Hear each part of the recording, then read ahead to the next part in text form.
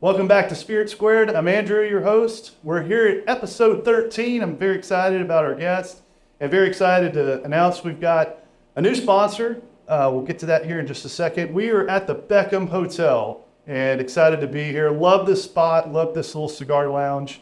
It's kind of the little secret space here at the Beckham Hotel. If you have a chance, get up here in Mineola and check it out.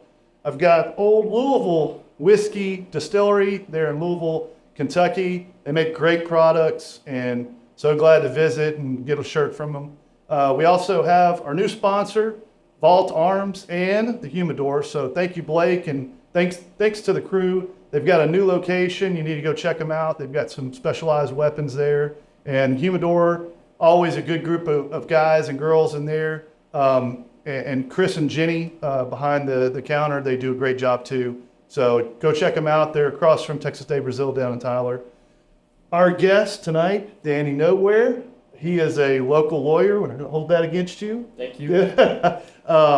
He practices in Tyler, right? And we're going to talk about a variety of things, but the big thing that I wanted to bring you in for is to talk about a new initiative that's starting to grow in Tyler, and that's 100 Men That Give a Damn. That's right. But before we get there, we got to talk about what we're sipping here. Danny was gracious enough to bring one of the best picks, I think, for the East Texas Whiskey Club. This is the last of many, right? And this was the Old Elk pick that the East Texas Whiskey Club did. He was gracious enough to kill the bottle here on the podcast. Appreciate it. Thank you so much. It's a great pour. And it's a great starter for the podcast.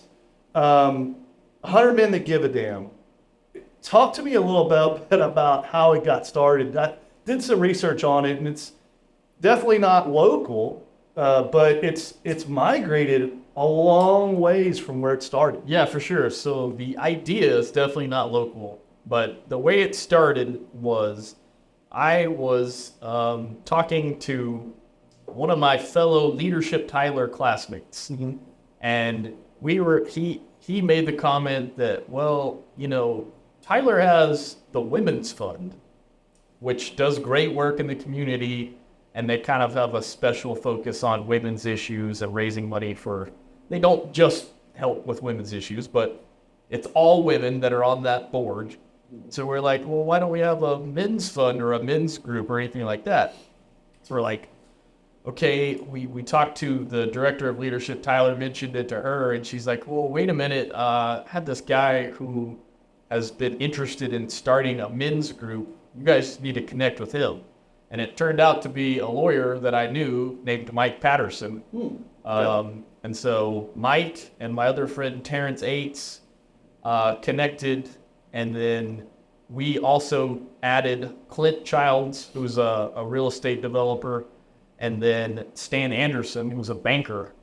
So it's the five of us kind of are the committee that developed the idea. We started meeting last year, middle of last year, and we started with 5 Men That Give a Damn. Started with 5 Men That Give a Damn, right? With the idea of getting a lot more men to give a damn. Right. And so, yeah, Mike had, done some research on these 100 men groups, and so there's a lot of them across the country, and we learned later that they originated in Canada, but the concept, which is awesome, and kind of the appeal of the whole thing is just you try to get 100 men committed to donating $100 4 times a year, and you get together and hear from local charities.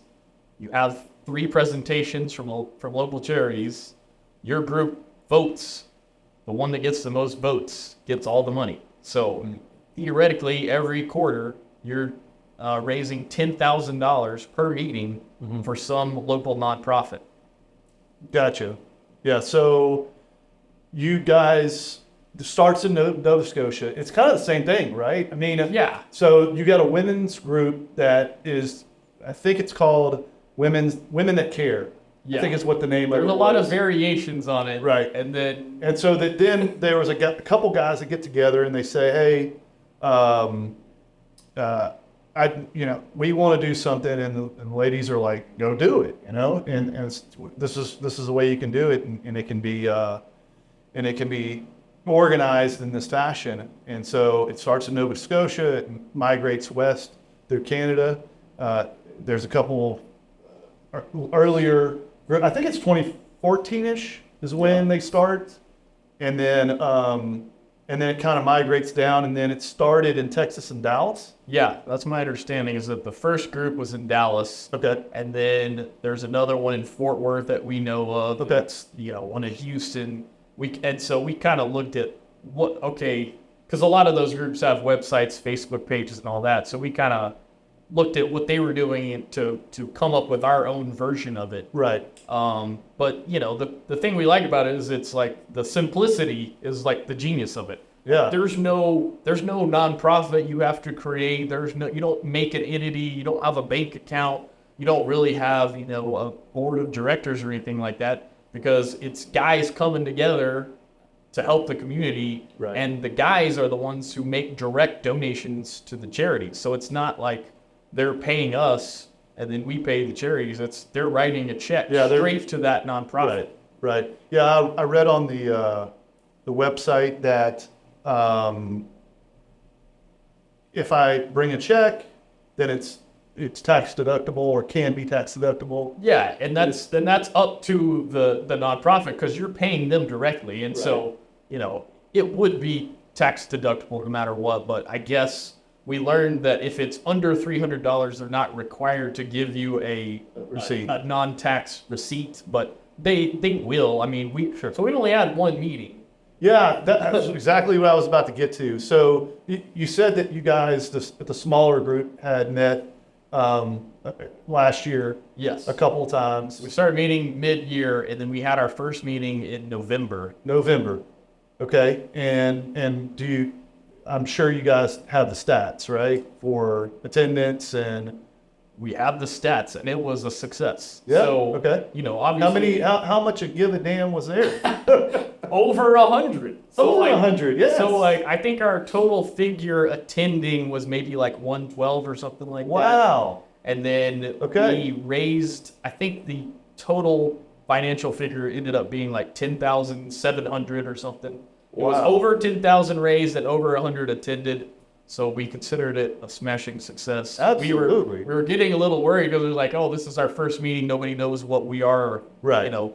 But we were, trying to publicize it before. And that's what I was trying to get to. What kind of grassroots did you do for that? We tried everything. A lot of word of mouth. Right. Posted a lot on the Whiskey Club Facebook page. Sure. Sent out a lot of emails.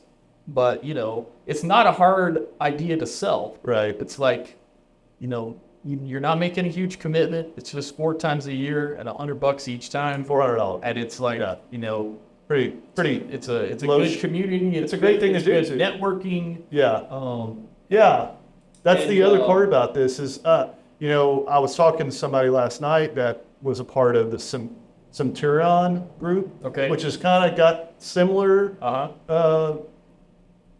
structure, except I think they're more the networking. It's more networking and kind of partying and social gathering, and if you sell shoes, I'll buy them from you, and that type of thing, where this is more, let's just get together and let's do something cool. And it's also at a really cool place. It's the True Line, right? Yeah, exactly. Yeah, Ryan and Tracy were gracious enough to have us out there without charging us. And so we use that little outdoor venue. Mm-hmm. It's perfect. Everybody can get a beer if they want. Sure. And then just socialize for a little bit. And then we have our presentations, we vote. And then, it's an hour and a half tops. So it's not a huge commitment. But yeah, first meeting went great. Our second meeting is coming up February 6th. That's right. At Trudvine. Right. I don't know will the people be seeing this before then, or what? Yeah, so we're filming on Thursday. We'll be releasing that on Monday. All right. So we'll definitely have that. Spread the word. You can share it wherever you'd like, and then we'll most likely probably tag a couple links to people perfect as well. So that way, if they want to sign up, or if they know of a charity. And so I noticed that was one of the things on your website that was a little bit different than maybe some other websites where there's not a link yet for like nominating charities yet. Yeah, so the way we did it at the first meeting was we kind of just took nominations in a hat, and then we actually chose 3 on the stage at the event. Oh, wow. Okay. So those were, we had already contacted the ones that were presenting, of course, because they had to be notified and present there. Yeah, you wouldn't want to want to have a hat of 12 and then they're all 12 there. We're going to present on the spot. Sure. So we picked the 3 for our next meeting, and that is Mosaic Counseling, the Smith County Junior Livestock Show. Okay. And then the last one is Mentoring Alliance. Okay. So those 3 are the ones that are going to be presenting at our February meeting. Okay. And we're going to take nominations at the meeting, but we're not going to pick them on the spot there this time. But okay. Anybody who attends, any member can nominate a charity, and then it'll kind of go into a hopper, and the plan is for it to be just like a random drawing. Right. We kind of have a selection process where we make sure that they're, a 501c3 and all that stuff. So we're going to vet them, but those are the 3 that will be presenting on the 6th. And then our next meeting will be coming up in May. Yeah, I was noticing that there are some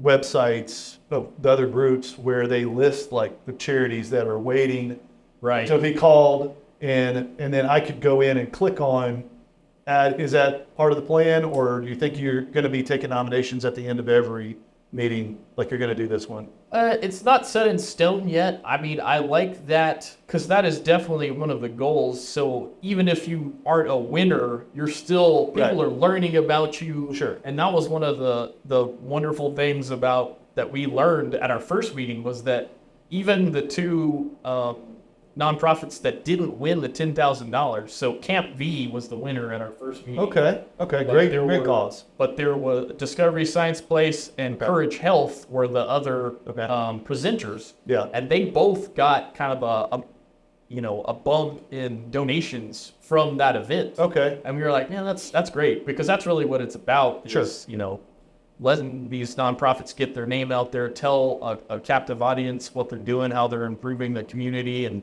get more support. So, we don't have the nomination process. It's a work in progress. Yeah, I figured. And the other thing is that some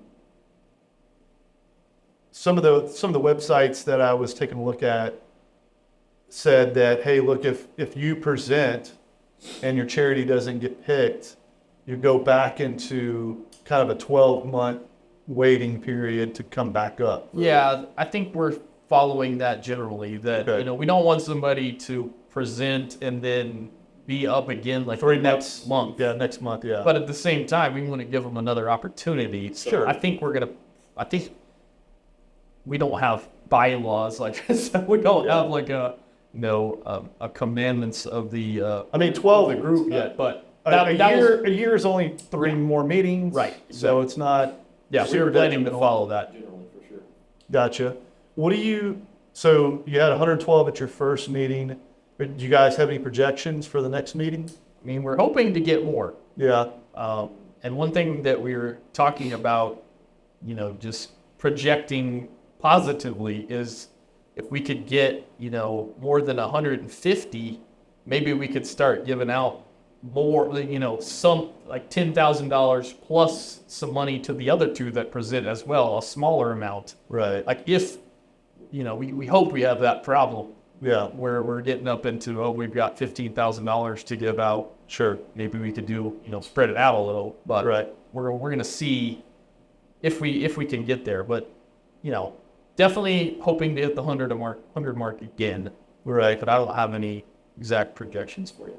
So if I'm watching this or listening to it and I want to participate, so I know that the meeting's on February 6th, and we know it's at True Vine. Yeah. What should I expect when I come to the meeting? We know it's out in their outside area. Yep. There's going to be 100 people or more, hopefully more. Hopefully. But what should I expect when I come in the doors, and walk me through what a meeting sound looks like? Sure, of course. So the start time is 5:30. Okay. People start showing up a little before so they can get a beer or whatever, socialize, all that.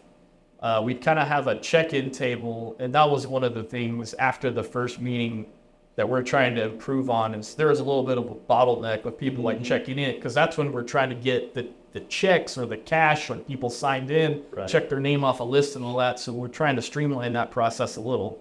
So we have some ideas to improve that, but that's you'll go through the check-in area, make sure if you're already a member, quote unquote, your name will be on the list, and then you'll just decide if you're paying by cash or by check. This time there'll be separate lines for that. You just say, oh, I've got a check. Give it to the person who's taking the checks. He'll check your name off, and you're in.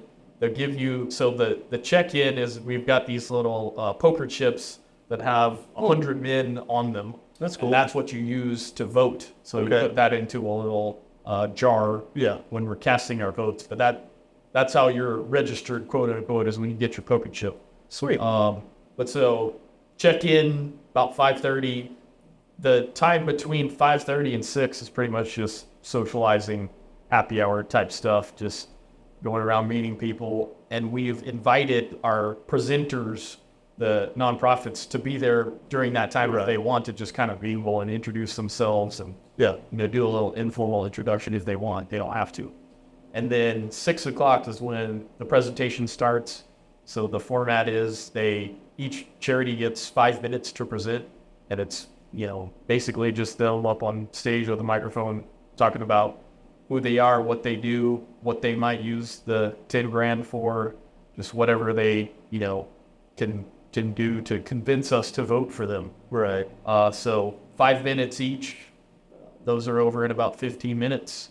Then we vote. Takes another 10, 15 minutes. And then, final announcements at the end.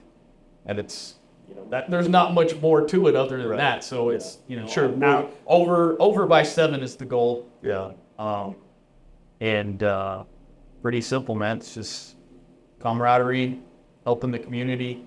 Do you happen to remember? I know it's been a minute. It's been since November, but do you remember what Can't Be's intentions were for? Well, they kind of had a leg up because Veterans Day had just passed. Oh, yeah. And you've got a bunch of guys that are kind of trend towards. They just talked about the issues that veterans face, which of course we're going to be sensitive to that, and they have a few projects that they're working on. I can't remember. It was I think Trent was the one who presented from their organization. Can't remember exactly what he told us. We'll have to wait. Did you break for the train? Yeah, we break for the train. All right. I'm gonna make another pour. I'm gonna go for this bottle here, which is special to me. All right. Kind of piggybacking off of what you just said. This is a Tumlin Dice. It's the 6th year. This is one that a group that I was in. I was an admin in for Garden Valley Bourbon Club. We did it during COVID, and we shared this barrel with the East Texas Bourbon Society. The sticker was, "We have your 6." Just celebrating those folks that were braving the COVID stuff and going out. A couple of the guys that were admins of that group were first responders. My wife's a first responder, and it's a great pour. I really enjoy it. That's great. Mind if I do that? Oh yeah, sure. You can have some wag. No, here, you go ahead and pour it. I brought this one too. This is a Smoke Wagon. Shout out to Aaron. Great pour. So his private barrels, which he's been doing a lot these last 6 to 8 months, and doing some releases on their website. Those things sell out in seconds, so they're fun to get a hold of if you can get a hold of one. So you talked a little bit about some of the folks that are going to be presenting the next time. I know you said that you had a friend or a local lawyer. This isn't the first time you've worked in charitable or boards or anything like that. I mean, talk to me a little bit about like what are some things you've done in the past that inspired you to get involved in something like this? A lot. Where do I start? I've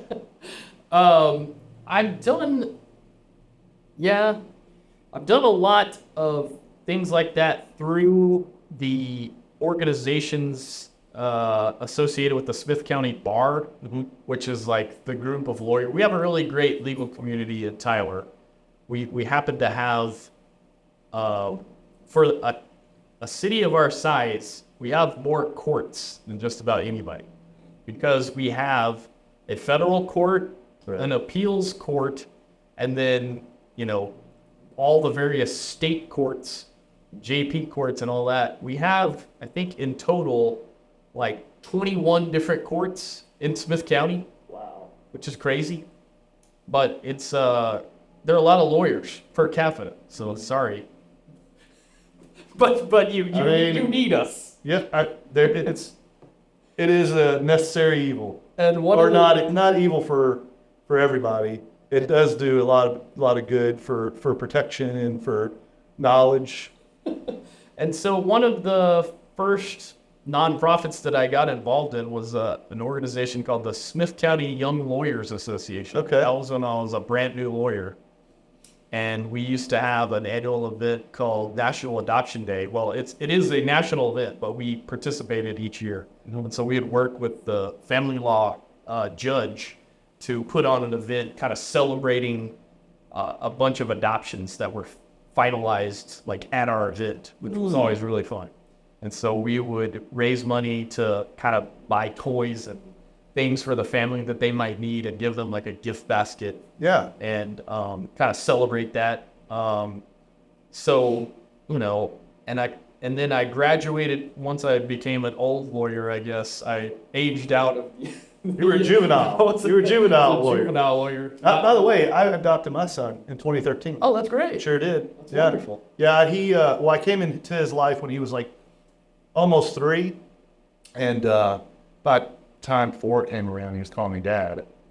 His dad had signed his rights away, and so I was very thankful for that, because that would have been hard to have like the weekends and just kind of all that good stuff. And so I waited until he was 13 so that he would understand like what's happening. We're really 12. He could kind of make the decision on his own. And so that Christmas when he was 12, they asked him, really my wife, but he was there, like, hey, what do you want for Christmas? And that's what I said I wanted.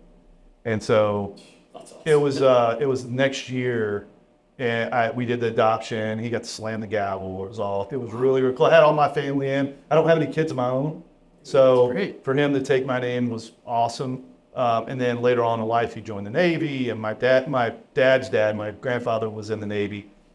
And it was one time I was visiting him on base, and he had his like jumpsuit with my name on the back of it. It was just, I had to step outside. I lost it a little bit. So blessing, man. Yeah, great. It was cool. I had to tell the story. Sorry. No, that's awesome. Yeah, that's like, so I've done some adoption from the attorney side. Right. And that's the one legal proceeding where every party that goes in there is going to come out happy. Right. Because it's like, it's such a fun thing. Such such a blessing for our community. So yeah, that was one of the first nonprofit type things I was involved in. That was a long time ago now, but yeah, so kind of graduated to the Smith County Bar Association, which is like the group of lawyers that kind of, put on events for the local lawyers as far as like continuing education, Right. and get involved in events for the legal community. And then there's another organization called the Smith County Bar Foundation that was created that kind of does the nonprofit side of things. Like one of the events that I helped start last year is called the People's Law School. And so we reserved 5 classrooms at TJC on a Saturday morning, and we got 6 lawyers to kind of present an overview of certain topics that the public might run into on a day-to-day basis. So that's cool. Evictions, Yes. basic criminal defense, Right. wills, divorce. I presented on like an overview of our court system, kind of talking about, okay, this is a federal court. Here's our judge. Here's what he does. Here are the type of cases he takes. Yeah. Here's how you might run into him. And so I think that's great education, and you do it all for free. we did it all for free. TJC was gracious enough to host us without charging us, which was amazing. Yeah. And we're planning to do that again. That's going to be in April 13th, I believe. It's on a Saturday morning in April, and it'll be at TJC.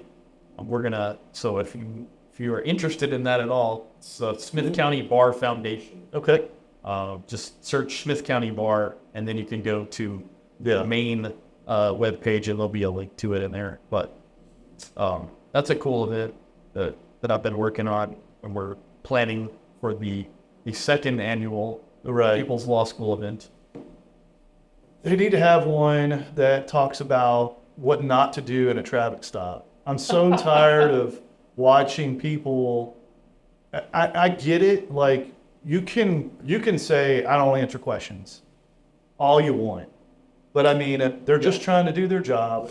They pulled you over for a reason, even if it's not correct. Then it'll be body cameraed. It's going to be dash cameraed. I've seen some of those videos. That doesn't help. It doesn't help you if you're saying you don't answer questions and you're yelling and screaming at them. And it's I just laugh. It reminds me. Do you have a warrant?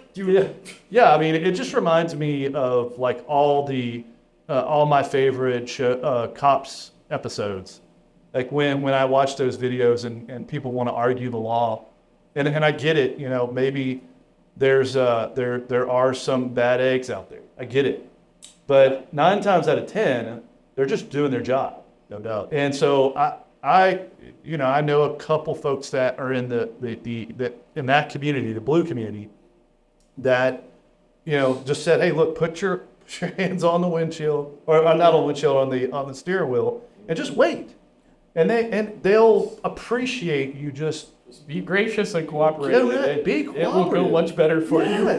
And so you see it from like the point where they've arrested them and they've done crazy stuff. It just blows my mind. Anything come to mind like that you watch and you're like, oh my God. Well, so I don't do criminal law. Okay.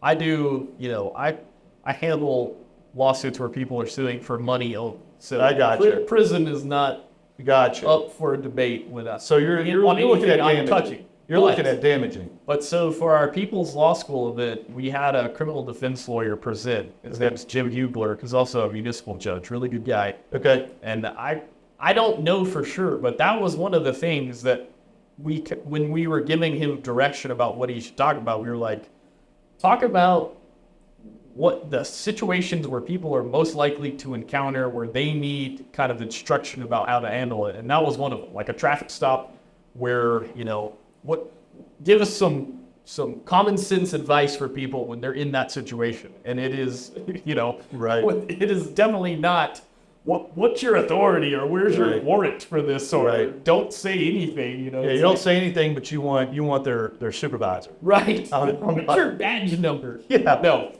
it's definitely not that. Right. Yeah, and if you have a weapon in the vehicle, you may want to mention that immediately after, as soon as they come up, for sure.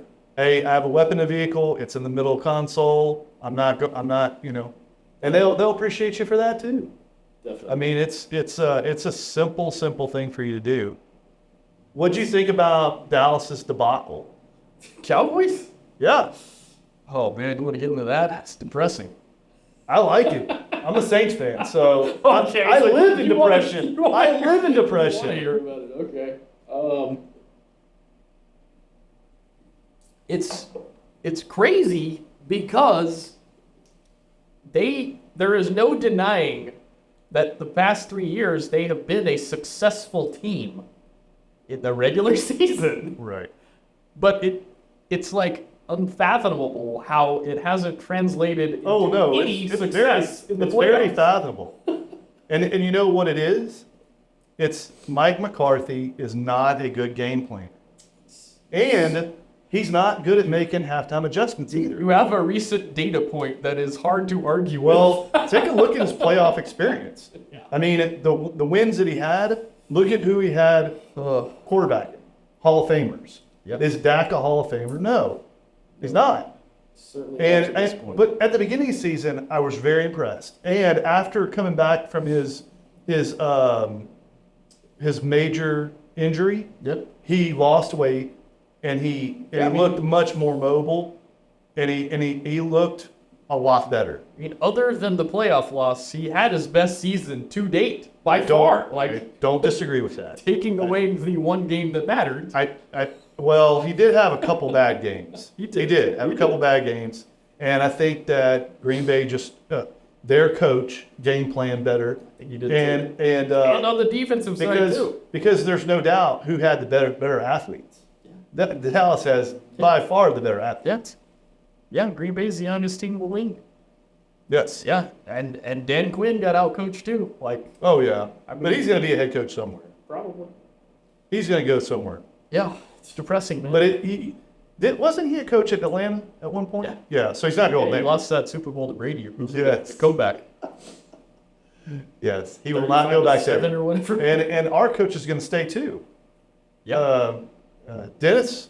What was his last name? Dennis. It's I can't remember his name, but anyway, he's staying. yeah. GM's already said he's a good. Allen. Dennis Allen. Yeah. Yeah. He's already said he's staying. So then it's like, all right, well, where's Belichick going to go? Yeah. I don't know. Who knows, man? Be interesting. I don't think he's going to the Cowboys. They've already said McCarthy's coming back. Yeah. But we did fire our offensive coordinator, which I'm Pete Carmichael, thankfully. Well, cool. It's a simple concept. Going back to 100 minute to give it down. Yeah. It's a simple concept. It sounds like it's already growing. I saw a couple pages where they had up to 250 people. Yeah. So, I mean, this thing could grow That's into what we're something hoping. pretty significant. That's what we're hoping, man. I mean, sky's the limit. You know, Do you think that if you got to that point that you'd need more structure? maybe. Okay. I mean, I guess my approach would, I can't speak from other, founding members or whatever, but Right. I would kind of listen to what the membership is saying, and Yeah. if they feel like we need more rules, then we would probably get them. But I mean, again, that's one of the beauties of the organization. Right. It's like you're not spending any overhead. You're not paying the entity anything because there is no entity. Right. You're giving everything that's donated goes straight to the nonprofit. So I wouldn't want to make it too complicated because that's Right. the basic premise is keep it simple.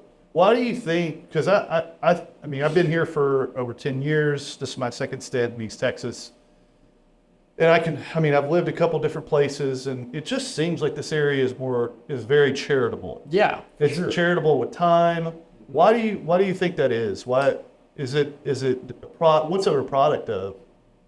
Man, I don't know. It could be kind of momentum from the oil boom days, possibly. One of my theories. Mm-hmm. It's that, I know there's a story that in like the 1930s, I think the Sears that was in Tyler was the only one in the country that turned a profit during the Great Depression. And they got some award because of that. And there's an inscription over at Birdfield Park that's like for the Sears store. They made some kind of donation to the park and recognized them for that. And that was because we had the oil boom going on, the East Texas oil field, and there are a lot of like H.L. Hunt is like officing in downtown Tyler and all that. And so I think maybe the family fortunes that were generated from the oil boom. Yeah. Kind of led Seeing some to, key like, family members donate their time and right, and invest into. and they're like, okay, we've got a lot of money. How can we give back to our community?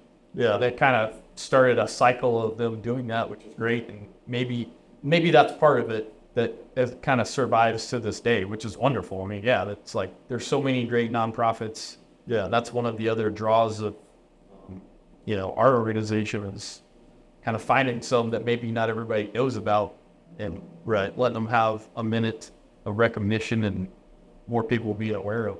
Yeah. All right, two last things. One, what the heck is going on downtown in the square? Well, it's not going on yet. Right. This is the thing. But yeah, there's a lot going on downtown.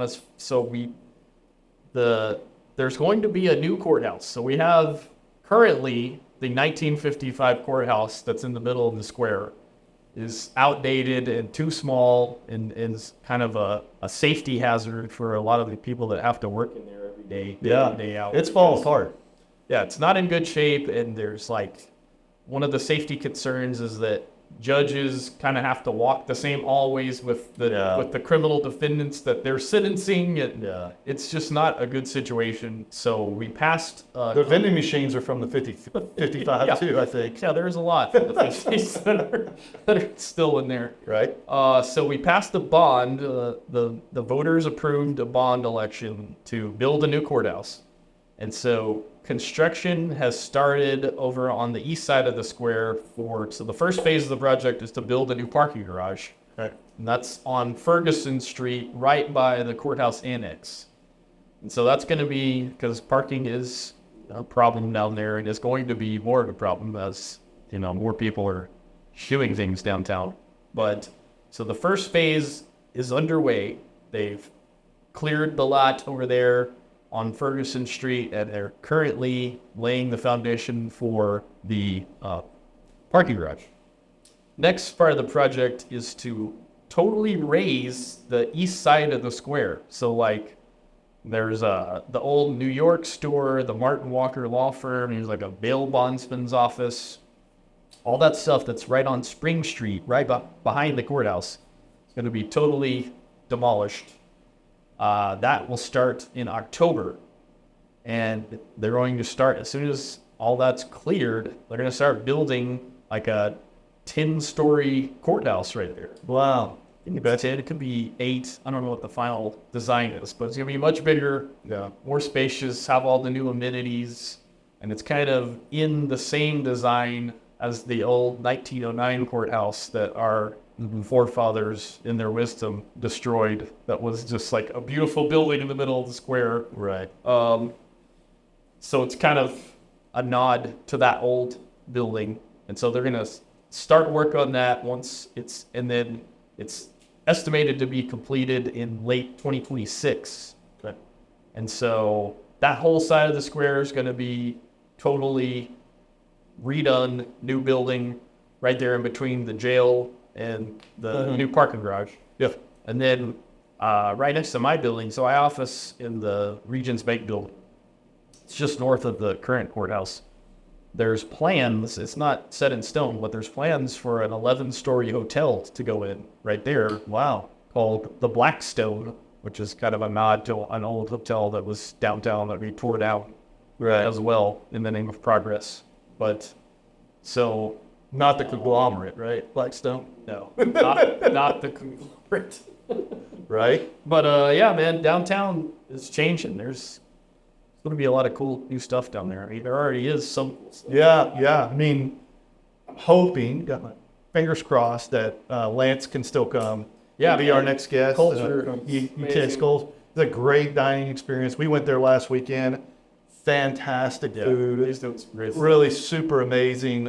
Everything we had was awesome. And then, of course, you get done with food. You go to the back, have something at the Plaid Rabbit. And so it'll be awesome to have him on. And he was just featured on one of the magazines here locally. Yeah, I saw that. Magazine. So that was great. It'll be fun talking to him about that. I just read that article today, and there's some good nuggets to talk to him about this next go around. I always like to end the podcast with some shout outs. Anybody who was inspiration to you, friends, family, if you had any mentors or anybody that you credit to anything that you've done, or maybe somebody you work with, that you think needs some special shout out. Shout out to my wife and kids. Yeah, that's normal. My That's wife, a go-to. That's my wife for keeping the kids right now. Right. Yeah. So starting there, Yeah. I do want to give some shout outs to East Texas Whiskey Club folks. Okay.